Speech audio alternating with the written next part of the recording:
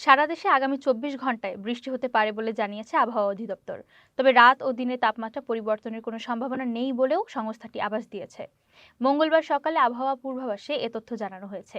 এতে বলা হয়েছে সারা দেশে হালকা বা গুঁড়ি গুঁড়ি বৃষ্টি হতে পারে। এছাড়াও মধ্যরাত থেকে সকাল পর্যন্ত সারা দেশের অনেক জায়গায় মাঝারি থেকে ঘন কুয়াশা পড়তে পারে এবং কোথাও কোথাও দুপুর পর্যন্ত তা অব্যাহত থাকতে পারে। ঘন কুয়াশার কারণে বিমান চলাচল, আভ্যন্তরীণ নৌ পরিবহন এবং সড়ক যোগাযোগ ব্যবস্থা সাময়িকভাবে ব্যাহত হতে পারে।